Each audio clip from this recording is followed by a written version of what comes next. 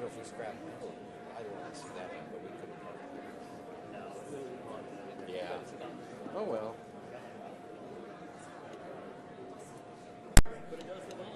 That's right.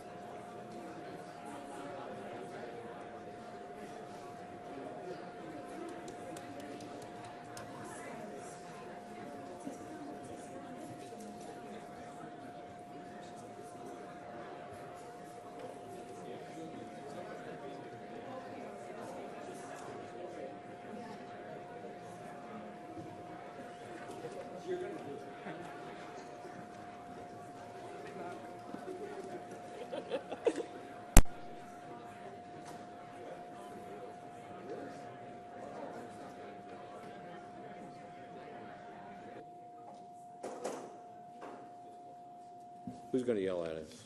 Nobody. Okay. We're back, and we will now go to Finance and Personnel. Pinky Vargas is the chair.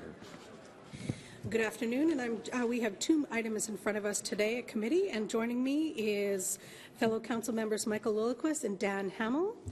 Our first item today is about our 911 phone system purchase. This is for information only. The current 911 phone system is nearing end of life and will not be compatible with next generation 911 technology.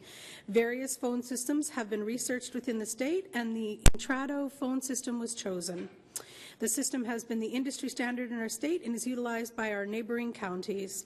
This will be beneficial for backup services during a disaster. Oh, very much so. And this system will be paid for with existing 911 tax dollars. The installation will be done in the fall of 2015. And I'm going to turn it over to Greg Erickson, our Deputy Director from Whatcom, to give us a little information. Thanks, Greg. Thank you. So as you mentioned, we bring this before you for information because this is a big project for us, and it affects our most critical piece of technology in our center, our phone system. Last year, we got roughly 214,000 calls that come in through our phone system. About 144,000 of those are 911 calls. So that's our link to the public when they need help during an emergency. This system is 10 years old. It's end of life. And probably the most important thing is that it's not a system that can keep up with the new technology that's coming.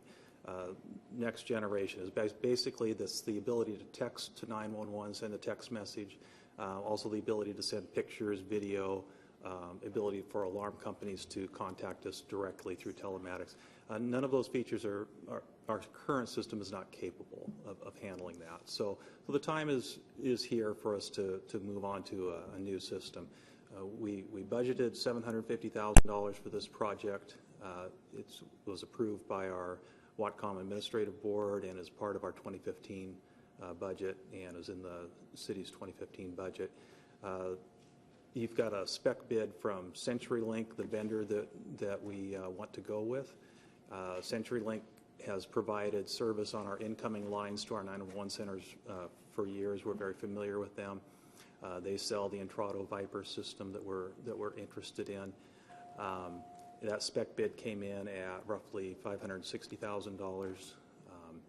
And so we're looking to move forward with this project, and as stated, we hope to begin installation this fall. Does the Bellingham Police Department want to add any comments to that? No. Okay. We fully support the Whatcom Center. Council members, Lillquist, would you care to start? Thanks, Pinky. As you say, it's in the 2015 budget. What did we estimate? What did we put in the budget for this expense? It was originally budgeted at $750,000. Okay. Thank you. Councilmember Hamel?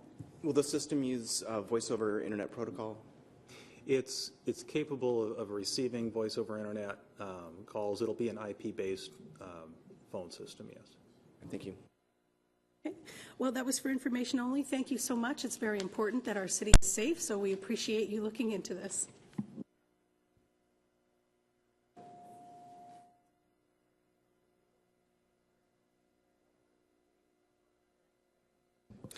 The second item in front of us is an ordinance relating to the 2015 budget approving the additional $35,000 from estimated ending restricted reserves in the library gift fund. An ordinance relating to the 2015 library gift fund budget to request an increase of $35,000. This is for digital media, staff development, and summer reading software. And I believe we were supposed to have Pam Keisner here. Is there a representative from the library? Excuse me. Peter's Peter gonna do it? Rufato. Okay. I want to make a note that this was intended for the consent agenda as noted in the agenda Okay. bill. So I I'm think like a little confused unless by this. council has an objection, if they would be willing to put that on the consent agenda. So that's why you don't have anyone presenting on this. Michael? We could just go ahead and approve it now. That's true. I would recommend that we approve this budget amendment. Okay. All those who vote to approve, please say aye. Aye. And that will go forward as a unanimous recommendation for committee this evening, or for council this evening, and that's the end of committee. Somebody refresh my memory. Peter, can we do minutes now if we want to? Okay, we have afternoon minutes for July 6th. Move approval of July 6th meeting minutes? Second. Motion been made second. Any discussion? All those in favor will say aye. Aye. Aye. All those opposed? Motion carries 601. Can we do old or new business? I'm just making sure we do it right. Anybody have any old or new business? Dan. I wanted to thank Bellingham Police Department for and Parks and Rec for allowing me to do a ride-along with Code Compliance Officer Claudia Vizcarras and Sergeant Gutierrez.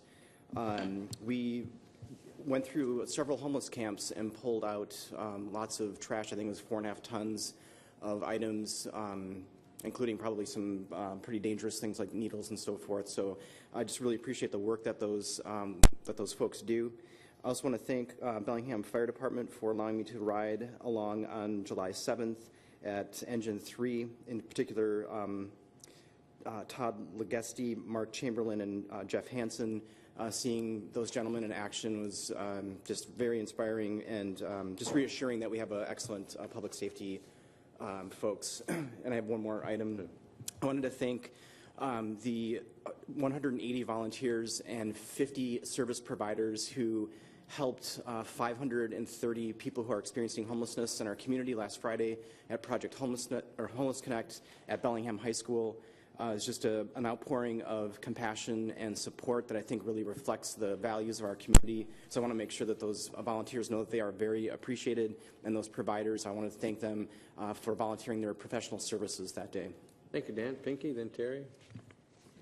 On Monday, I attended a review by Roger Brooks, and this is like a secret shopper for Whatcom County, and we waited 2 years for this consultation to be reviewed, and he took a very unbiased look at our county and how we connect all our cities together and what we look like as a county. And his main points were an improvement in regards to wayfinding and how we connect our cities together. So we have 3 months. This presentation was actually videotaped, and we have 3 months to look at all the materials that he provides in regards to finding solutions and things that we can do.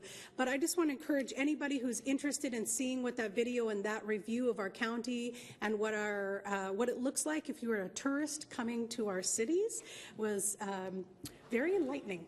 So I just want to say that is available out there. So if anybody from city staff wish to see it, we can give you a link to that.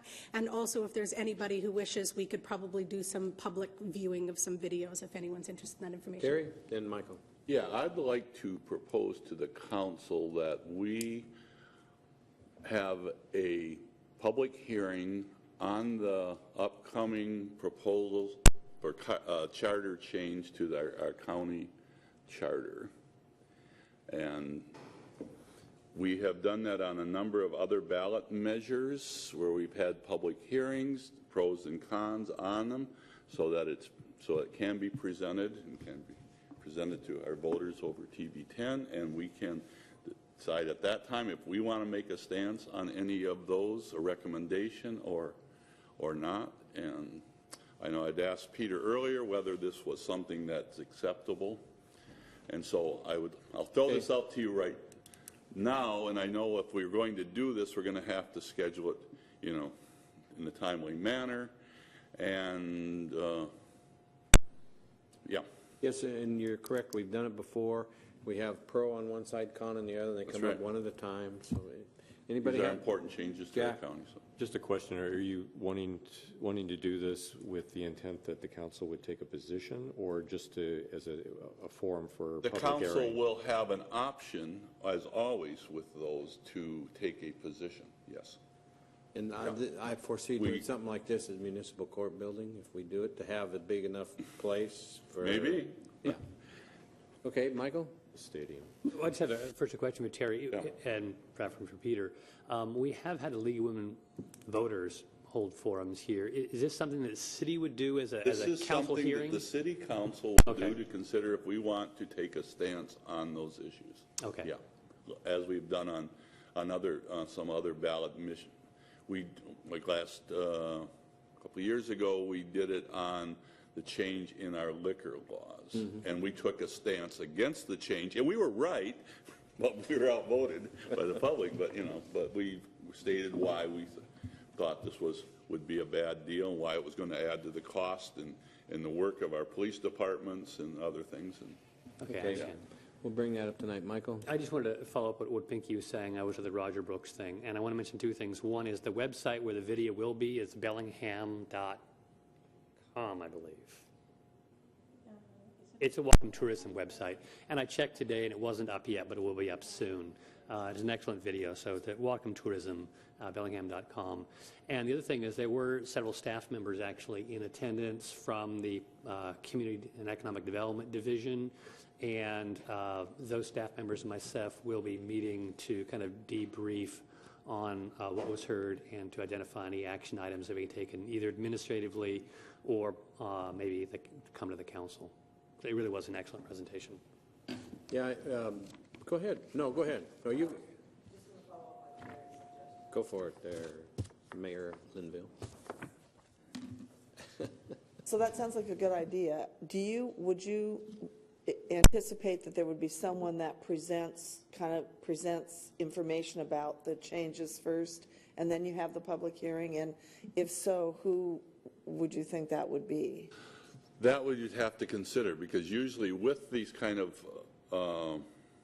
presentations, we need to invite a couple people to present pros and to present cons for it. And I hadn't thought about, but whether it would be, whether one of us can just present an overview of or staff, the overview of what they are, and then have the pros and cons present their information and then take testimony. We did have a facilitator one time. Yeah. To keep one, And I hadn't thought about who. Yeah.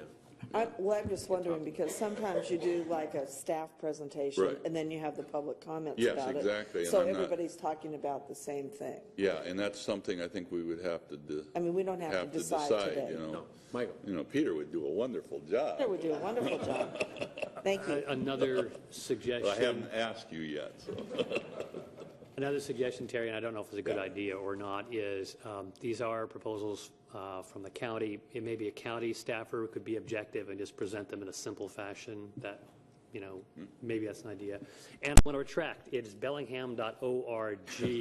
So little fact, bellingham.com is our Chamber of Commerce. Bellingham.org is our tourism bureau.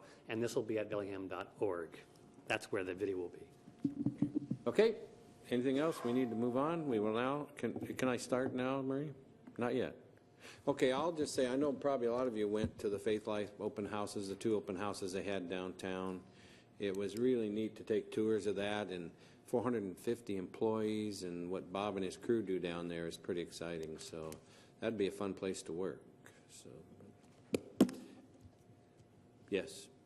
So if you go into, right as you're going into your council offices, there's a big, large picture there that actually was taken from the air, which shows the waterfront